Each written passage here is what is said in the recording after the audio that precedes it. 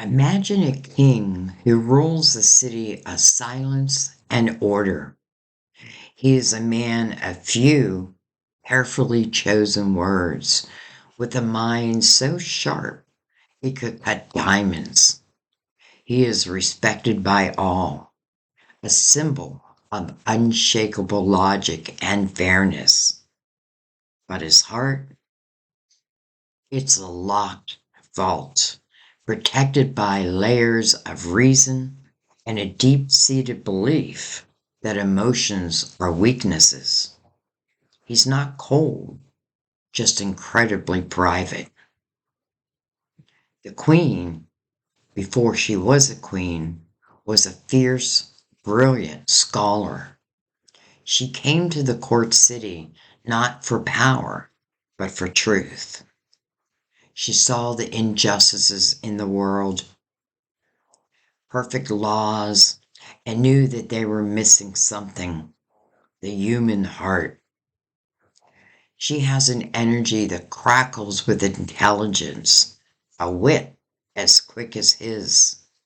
But unlike him, she knows that vulnerability is a strength, not a weakness. Their story began with a quiet challenge. The queen, a young philosopher, wrote a paper that dismantled the king's most famous legal ruling. It was a masterpiece of logic and empathy, a perfect blend of heart and head. The king, intrigued and slightly annoyed, summoned her. Their first meeting wasn't a debate. It was a conversation that lasted for hours. He was mesmerized by her mind, by the way she could argue with such passion and precision. She was equally captivated by his deep wisdom and the quiet intensity in his eyes.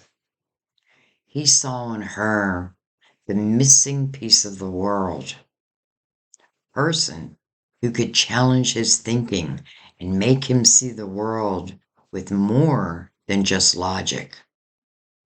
She saw a man who, beneath all his defenses, was hungry for a connection that went beyond the surface.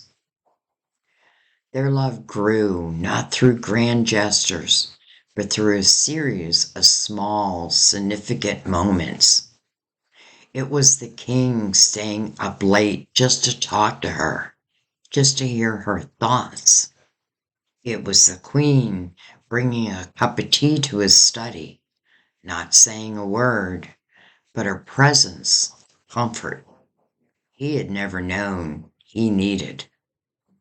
Their romance was a language spoken in thoughtful silences, shared books, and the understanding they didn't need to be loud to be heard by each other. He eventually asked her to be his queen, not because he needed a partner in ruling, but because he needed a partner in life. She said yes, not for the crown, but for the man who had slowly, quietly unlocked his heart for her. Together, they created a love that few could understand.